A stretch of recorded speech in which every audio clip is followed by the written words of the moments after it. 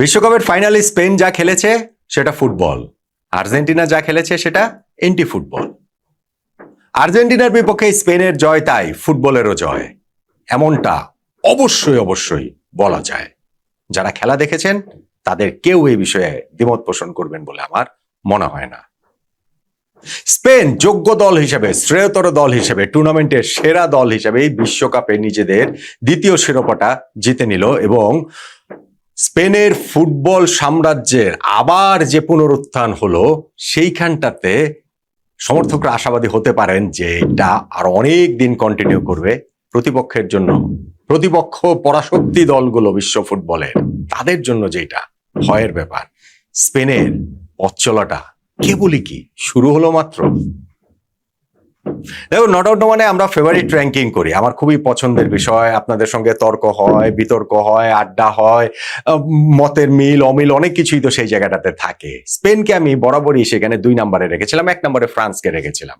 ফ্রান্সকে সেমিফাইনালে স্পেন হারিয়ে দিয়েছিল এবং আমি আগেই এই ফেভারিট র্যাঙ্কিংটা যখন এই পাথওয়েটা তৈরি করি, এই 2টা দল সেমিফাইনালে মুখোমুখি হবে, তখন আমি বলেছি যে এই 2টা দলের একটা দল সার্টেনলি সেমিফাইনালে বাদ পড়বে, কিন্তু আমি 1-2 নম্বরে তাদেরকেই রাখছি, কেননা এই সেট থেকে যেই দলটা ফাইনালে যাবে শিরোপা জয়ের জন্য তারাই ফেভারিট। একটা দল যাবে কিন্তু তারপরেও 1-2তেই 2টা দল। আর স্পেন তারা ওই ফ্রান্সকে হারিয়ে ঠিকই ফাইনালে উঠে গেল। ফাইনাল যে আর্জেন্টিনার বিপক্ষে, সেই ফাইনালের আগের প্রেডিকশন ভিডিওটাতেও আমি বলেছিলাম স্পেনকেই আমি ফেভারিট করেছিলাম, স্পেনকেই আমি এগিয়ে রেখেছিলাম, যদিও সামান্য ব্যবধানে 50.5, আর্জেন্টিনা ছিল 49.5। কিন্তু যে ফুটবলটা হয়েছে ফাইনালে, সেইখানে স্পেনকে আপনি বলতে পারেন যে 99.5 আর আর্জেন্টিনা হচ্ছে 0.5। এর চেয়ে বেশি মার্কিং আপনি আর্জেন্টিনাকে কেন দিবেন, কিভাবে দিবেন? স্পেন তাদের ওই position base football, Luis de la ফুয়েন্তের যে দল, তাদের যে অ্যানাকোন্ডা গ্রিপ, সেইটার মাধ্যমে পাস পাস পাস পাস, এর মধ্যে আর্জেন্টিনাকে একেবারে শ্বাসরোধ তারা করে ফেলেছে। একের পর এক সুযোগ তারা তৈরি করেছে, গোল হতে হতেও হয়নি কতবার। আর্জেন্টিনার গোলরক্ষক এমিলিয়ানো মার্টিনেজ বিশ্বকাপে তার সেরা ম্যাচটা খেললেন, 11টা সেভ তিনি করলেন, কিন্তু শেষ পর্যন্ত সেইটাও আর্জেন্টিনা পরাজয় ঠেকানোর জন্য যথেষ্ট হয়নি। শেষ পর্যন্ত সেটাও স্পেনের বিজয় ঠেকানোর জন্য যথেষ্ট হয়নি। স্পেনের এই ভিক্টরিটা তাদের ফুটবল দর্শন, এই ফাইনালের কথা যদি বলেন, তাদের ফুটবল পেশেন্সেরও একটা রিওয়ার্ড নিঃসন্দেহে। আর্জেন্টিনা এই ম্যাচটাতে তারা যেই ফিজিক্যাল ফুটবলটা খেলেছে প্রত্যাশিত, এবং সেইখানটাতে স্পেন যেইভাবে মানে ওই রকম রিয়্যাক্ট না করে নিজেদের ফুটবলটাই তারা খেলে গেছে, সেইটাও স্পেনকে আসলে সেই রিওয়ার্ডটা এনে দিয়েছে। গোলটা তারা ফাইনালি গিয়ে এক্সট্রা টাইমের সেকেন্ড হাফে পেয়ে গিয়েছে, বদলি খেলোয়াড় ফেরান তোরেজের যে গোল, সেইটা স্প্যানিশ ফুটবল রূপকথার অংশ। 2010 সালে তারা যে একমাত্র বিশ্বকাপ জিতেছিল, সেখানেও এক্সট্রা টাইমের গোল ছিল আন্দ্রেস ইনিয়েস্তা। সেই ইনিয়েস্তা এবং তোরেজ এখন একই প্যাকেট বন্দি স্পেনের ফুটবল রূপকথায়। লুইস দে লা ফুয়েন্তের এই যে দলটা রয়েছে, তারা পাস করতে ভালোবাসে, পরস্পরের সঙ্গে বোঝাপড়ার সেই জায়গাটা তাদের রয়েছে, এবং সেইখানটাতে রদ্রি হচ্ছে গিয়ে মূল খেলোয়াড়, এবং ফিটিংলি তিনি ফাইনাল শেষে গোল্ডেন বল, বিশ্বকাপের সেরা খেলোয়াড়ের পুরস্কারটা তার হাতেই উঠেছে। এবং সেইটা একটা এক অর্থে যে কালেকটিভ ফুটবলের যে জয়গান, ইন্ডিভিজুয়াল ফুটবলের বাইরে লিওনেল মেসি এই গোল্ডেন বলটা জিতবেন, এটা এক ধরনের প্রত্যাশিত হয়েছিল, কিন্তু সে তার বাইরে গিয়ে যেভাবে রদ্রি পুরস্কারটা জিতে নিলেন, সেইটাও এক ধরনের রিওয়ার্ড। অবশ্যই স্পেন কতটা ডমিনেট করেছে ফাইনালে আপনি দেখেন যে তাদের 65% বল পজিশন শুধু না, তারা 20টা শট গোলে নিয়েছে আর্জেন্টিনার, এর মধ্যে 12টা শট অন টার্গেট ছিল, এবং সেই জায়গাগুলোতে কতবার তারা গোলের কাছাকাছি গিয়েছে। গোল হওয়ার আগে পরে আরো 2বার জালে বল পাঠিয়েছে, একবার সামান্য একটু অফসাইডের কারণে বাতিল হয়ে গেছে, একবার সামান্য একটু ফাউলের কারণেই বাতিল হয়ে গেছে, যেটা আসলে ফাউল রেফারি নাই দিতে পারতেন। ফলে স্পেনের এই যে ডোমিনেশন এবং একই সঙ্গে নিজেদের জাল অক্ষত রাখার যে ব্যাপারটা, আর্জেন্টিনা যারা এই টুর্নামেন্টে টপ স্কোরিং টিম, 19টা গোল সেমিফাইনাল পর্যন্ত করেছে, তাদেরকে স্পেন কোনো চান্সই দেয়নি। স্পেন অবশ্যই এই টুর্নামেন্টে কাউকেই কোনো চান্স দেয়নি। সেমিফাইনাল পর্যন্ত তারা কেবলমাত্র একটা গোল কনসিড করেছিল 7 ম্যাচের মধ্যে বেলজিয়ামের বিপক্ষে, এবং ফাইনালে তো আর্জেন্টিনা সেই গোল করবে কি, স্পেন তাদেরকে সামান্যতম সুযোগও দেয়নি।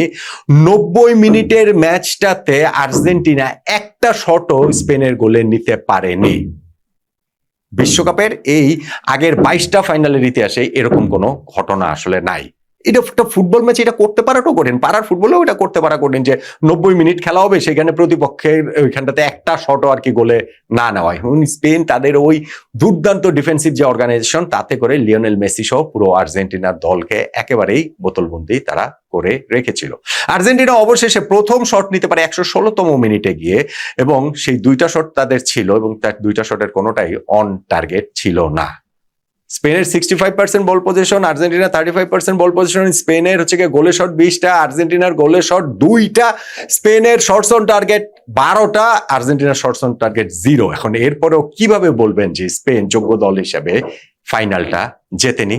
অবশ্যই এটা কেউই বলছে না, অ্যাবসলিউটলি কেউই বলছেন না, বলার কোন রকম কোনো কারণই নেই। বিশ্বকাপ ফুটবলে এই পর্যন্ত যেই 23টা ফাইনাল হয়েছে তার মধ্যে সবচেয়ে ওয়ান সাইডেড ফাইনালটা এইখানটাতে হলো।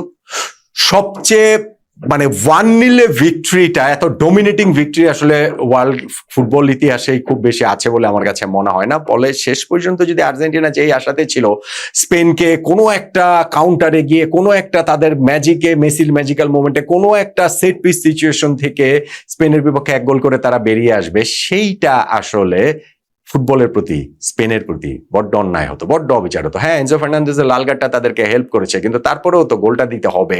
এবং অনেক ক্ষেত্রে এই স্টাবন ডিফেন্সের এগেনস্টে, স্পেশালি তারা যখন 10 জনে পরিণত হয়ে যায় তখন গোল করাটা আরো কঠিন হয়ে যায়। কিন্তু স্পেন একের পর এক চান্স ক্রিয়েট করেছে। আমি বলছিলাম আরো 2টা গোল তো তারা দিয়েছে, আরো কতবার তারা কাছাকাছি গিয়েছিল। সেইটা মিকেল ম্যারোনের সেই হেড মিস বলেন, নিকো উইলিয়ামসের সেই আরো একটা হেড মিস বলেন, কিংবা এমিলিয়ানো মার্টিনেজ যে কতগুলো সেভ করেছেন, উইলিয়ামসের একটা সেভ আছে, লামিন ইয়ামালের ফ্রি কিকটা যেভাবে সেভ করেছেন, সবকিছু মিলিয়ে আর্জেন্টিনার বিপক্ষে স্পেন ডোমিনেট করেই খেলেছে এবং সেই ডোমিনেটেড খেলার ফসলটা তারা ফাইনালে গিয়ে শিরোপা জয়ের মাধ্যমে পেয়েছে। 1990 বিশ্বকাপ ফাইনালটাতেও আর্জেন্টিনা এরকম এন্টি ফুটবল খেলেছিল, ডিয়েগো ম্যারাডোনা আর্জেন্টিনা পশ্চিম জার্মানির বিপক্ষে। সেইবারও তাদের শেষ রক্ষা হয়নি, 85তম মিনিটের গোল খেয়ে তাদের বিদায় নিতে হয়েছে। এবং এই ফাইনালটাতেও তাহলে, সেই ফাইনালটাতেও কিন্তু আর্জেন্টিনা শেষে গিয়ে ডিয়েগো ম্যারাডোনা অবভিয়াসলি কান্নাকাটি করবেন, ওই রেফারিং বিতর্ক টিতর্ক সবকিছু হচ্ছে, লিওনেল মেসিরও এই স্টেজ থেকে সেভাবে বিদায় হলো। কিন্তু স্পেনের ফুটবল তারা যে আবারও জেগে উঠছে 2024 ইউরো জয়ের মাধ্যমে তার প্রমাণটা দিয়েছে, এবং এইবারের বিশ্বকাপ জয়ের মাধ্যমেও সেটা আরো একটু সিমেন্ট করলো। আমি বলছিলাম যে এটা স্ক্যারি পার্ট অন্যদের জন্য, সেটা হচ্ছে গিয়ে স্পেনের ফুটবলের এই অভিযাত্রাটা, এই নতুন করে তাদের শুরুটা, এই নতুন একটা সাইকেলের মাত্র শুরু হলো কিনা। ইউরো এবং বিশ্বকাপ জয়, এবং যে স্কোয়াডটা নিয়ে স্পেন এই বিশ্বকাপ খেলেছে তাদের এভারেজ এজ হচ্ছে গিয়ে 26.19 বছর। এই বিশ্বকাপে তরুণ দল হিসাবে স্পেন আছে মাত্র 6 নাম্বারে রয়েছে, 6 নাম্বারে। তাদের 30+ ফুটবলার এই দলটাতে কতজন, মাত্র মনে হয় 6 জন না কতজন তাদের রয়েছেন। ফলে ধরেন লামিন ইয়ামাল, পাউ কুবার্সি, তাদের বয়স 19 বছর। এতে এইরকম পুরো স্পেন স্কোয়াডটাতেই তারা এখনো পিক থেকে অনেকখানি দূরে রয়েছে, এবং সেই দূরে তারা যতক্ষণে যাবে, 4 বছর পরে বিশ্বকাপের কথাও যদি ধরি, তাহলে এই স্পেনের কাছ থেকে শিরোপা কেড়ে নেওয়া পৃথিবীর যে কোনো দলের জন্য অবশ্যই কঠিন হবে। স্পেন তাই ডিজার্ভিং উইনার। স্পেন তাই এই ম্যাচটাতে তারা যেইভাবে তাদের পেশেন্সের রিওয়ার্ডটা তারা পেয়েছেন, তাদের বদলি খেলোয়াড় ফেরান তোরেস যেভাবে গোল দিয়েছেন, সোনার ছেলে হয়ে উঠেছেন। স্পেনের এই যে ফুটবল দর্শন লুইস দে লা ফুয়েন্তের, সেইটার একটা পুরস্কার স্বরূপ এই বিশ্বকাপটা স্পেন জিতে নিয়েছে, জয় হয়েছে ফুটবলের। যদি এই ম্যাচটাতে এরকম খেলার পরও স্পেন হেরে যেত, নিঃসন্দেহে সেটা ফুটবলের পরাজয় হিসাবেই কেউ যদি দেখতেন, সেটাকে অস্বীকার করার কোনো রকম কোনো সুযোগ ছিল না।